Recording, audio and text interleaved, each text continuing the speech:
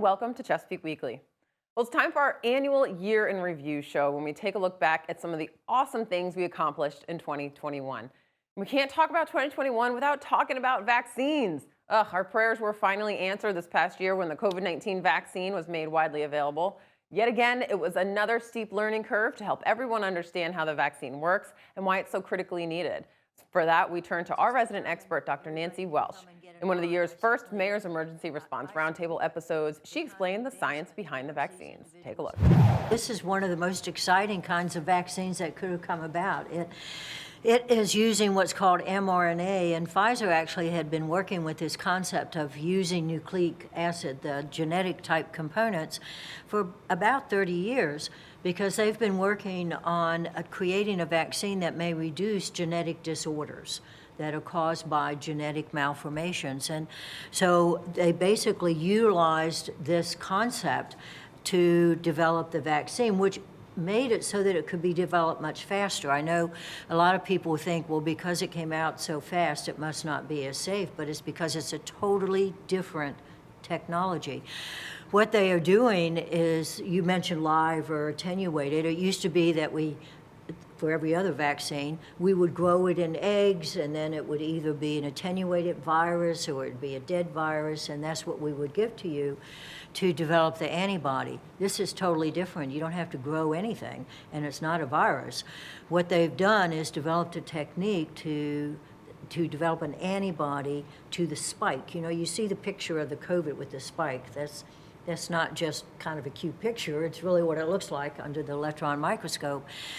And that spike is not just for looks. That spike is sort of their key to get into the cell that will cause disease. So this technique with the mRNA, which means messenger RNA, the nucleic acid, it is developing the sort of what that genetic component of that spike is, so that's what's being given to you. So your body is developing antibody to the key for them to get into the cell. So it destroys their ability to open up the cell and get into our cell and cause disease. It's a phenomenal new approach, which actually reduces dramatically the kinds of side effects one would expect for people who previously with the vaccine were allergic to eggs, for example. They might have trouble with the vaccine, but that's not even a part of this. So it's really amazing technology, and it has helped to produce it much more rapidly. If there's one thing we've learned from the past almost 2 years dealing with this pandemic, it's that essential workers are not only those who work in emergency response. It's also those workers who do those often unnoticed jobs that carry the most impact, like our waste management workers. Even as many businesses remain virtual, trash still needed to be collected. And even more unexpected were the women behind the wheel. We introduced you to a few of them back in April. Sometimes I do more like 1,200 cans a day. An average is like maybe 800 to 900, depending on your route and your area, whatever. And also, you know, you're going to help out other drivers on their route, so that can total up to about 1,200 or 1,500 cans. Just making sure that the citizens are happy with our service. You know, try not to have no complaints with our citizens, because we just want to make Chesapeake a better place for our residents and servicing them the best way we can. Making sure that we have enough people here to make sure we fill the trucks up to get the route done. Making sure that my people, when they're out there working, that they're doing it safely and coming back in safely. We don't know as real loaders how much is out there on the ground. We do the yard waste and you know, people cutting grass and putting out yard waste and small piles every day. So we have a challenge of how far we can get that day, and we'll try to finish that task. Originally, I was driving tractor trailers, but because of my family dynamic, kind of wanted something more solidified. Trying to make sure we put the cans back like the resident put them out. Yeah.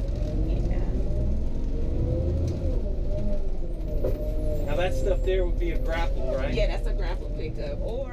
And I have a smaller child at home, so more so the schedule here is kind of concrete, so that's what brought me here. And then it gets fun. So right now I'm on the automated truck, which actually empties all of the brown cans. You have a set route that you have to do every day. Sometimes it gets monotonous, so you have to, mix it up a little bit, see how fast you can finish your route. Of course, put safety first, but, turn your music up, get the cans up, get your day over. That's it. Their caliber is definitely dedication, timely operations. They want to be here on time. They want to finish on time. They're family oriented. So how they treat their family at home is also how they treat us. We're together for 10 plus hours. So we've had to learn how to get along and truly appreciate each other's, individuality, not just that, but there's also our personalities. That alone goes a long way, which, that's why here we don't have so many tensions. We just know our places, we know what we do, and we just stick to that. And not only did our trash continue to get picked up over the past year, but our kids continued to receive their top-tier Chesapeake Public Schools education. And that's all thanks to our amazing teachers, one of whom took home top honors for best teacher in the entire state. Principals always tell the truth, unless they have a really good reason to keep a secret. Heather Brusso, principal of Portlock Primary, had a big secret to keep from one of her second grade classes. We actually said that we had done such a good job with our PBIS that we were going to go ahead and do our PBIS video demonstrating good cafeteria behavior and how to be in an assembly. When they got there, a much bigger surprise was in store for them. Because we're not here talking about PBIS. We're here to celebrate your amazing teacher. So let's give your teacher a hand.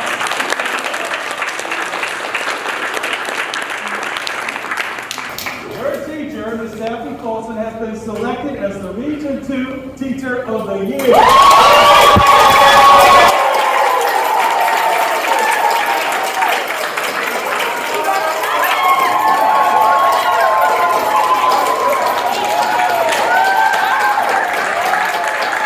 I am speechless. I don't know what to say. I want to scream and jump and dance and I want to pinch myself to see if this is real. I'm beyond excited.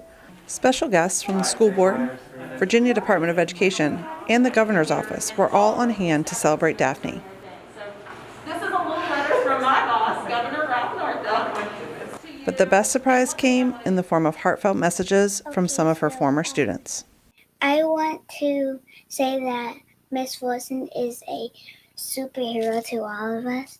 She's my teacher and my best friend. Thank you for being who you are. Ms. Folson actually credits a lot of who she is as an educator to her very own second grade teacher. Her name is Miss Towns. Miss Towns, if you're out there, I love you so much. You're going to make me cry. You really are. My dad was in the military, did 27 years in the Navy. I love you, Dad. But because of that, we moved a lot. And I remember going into this teacher's classroom in the second grade, and I had been to so many schools already.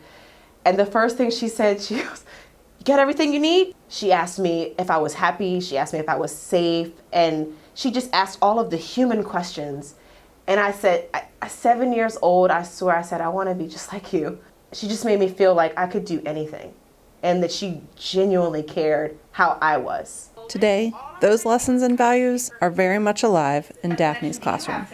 Along with learning about gravity and sequencing, students learn every day that they are valued and important. She has a mirror right there in the front doorway.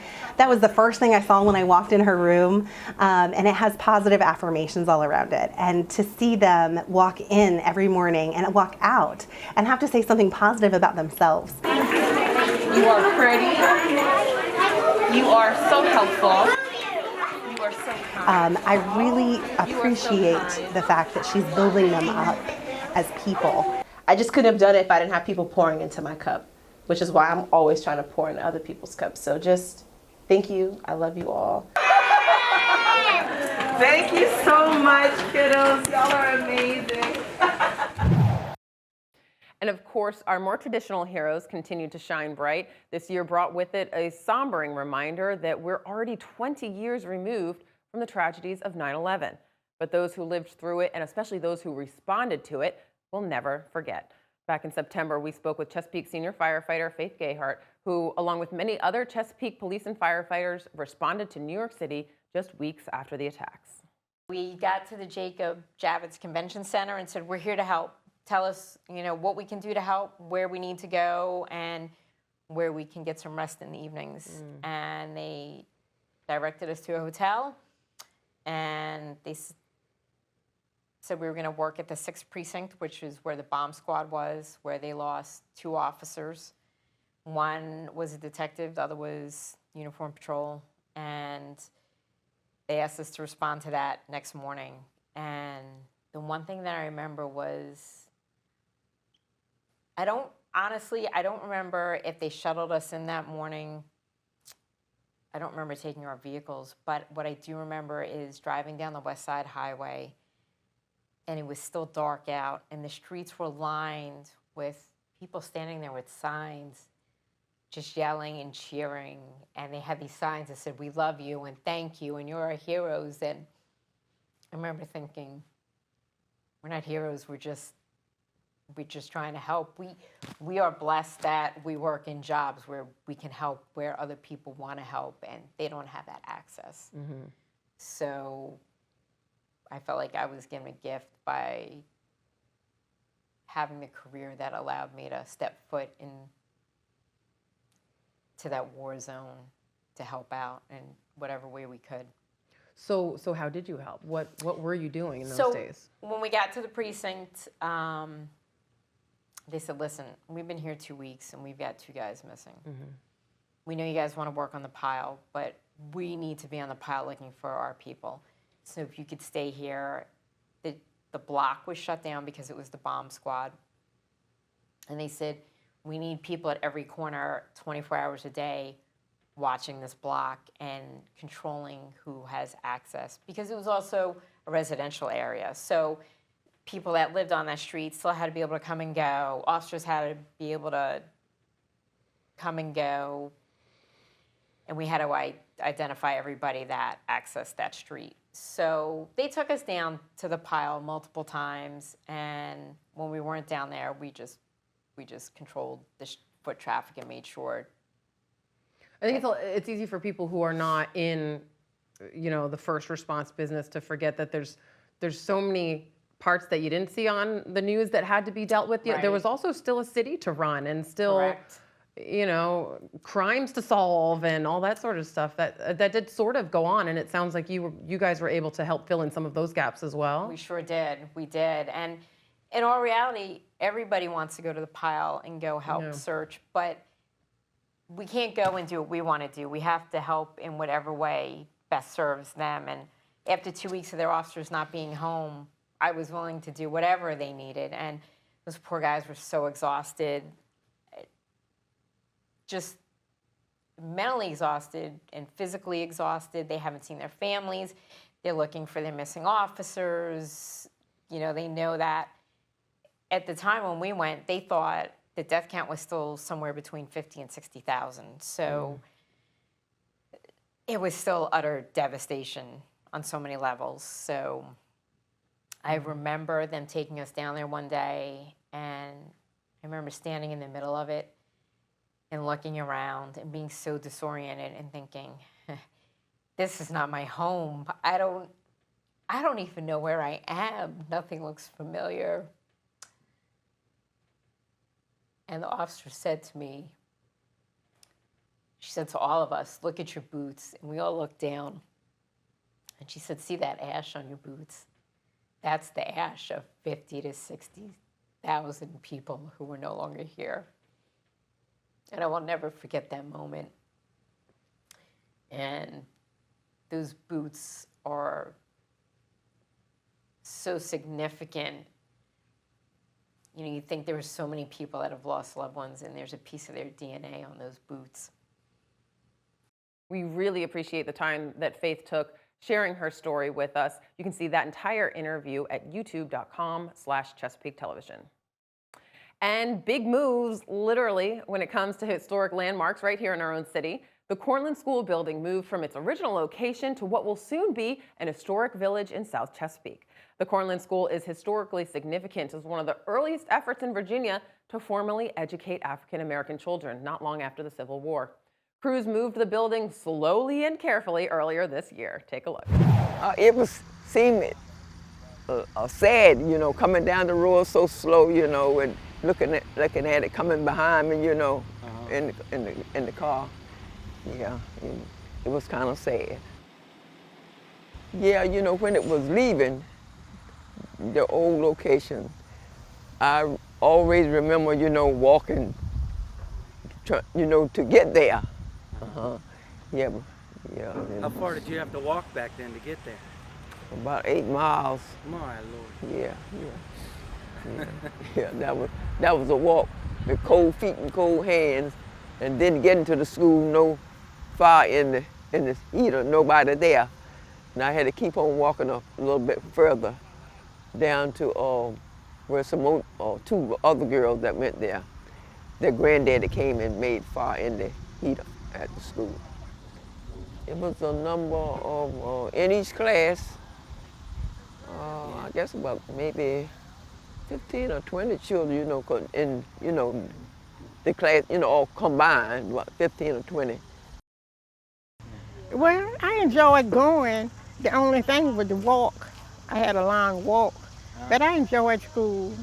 Did you know where Highway 17 is? You see that house there?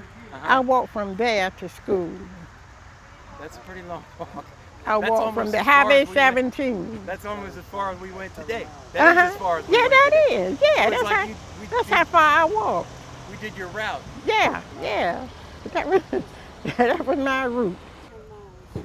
It was 10 miles. Okay, well, I walked 20 miles a day. I went to it for so many years and then to see it move. But I'm glad it's moved, you know, because I know it has a new home and it will be taken care of. Oh, it's always a release, such a joy once it goes from A to B and no problems, and it's just really, you actually can sleep the next night. Well, you have the telephone company, power company, tree companies, then you have the police, the city, and then all your engineering you got to do to get your weight right and get her from A to B. Yeah, at this point it'll be put on temporary pylons, and right after that the contractor will come in and build the permanent pylons around it, reattach the roof and all on it with the original structure and wood. So we're excited about that. That'll take a couple more weeks for that to be done. I love saving history. I think all history should be saved, and it's just because once you tear them down, people say tear them down and build a replica. Well, then you have nothing. You have a bunch of new built homes that's going to last about 30 years, where these old ones will last centuries if well taken care of.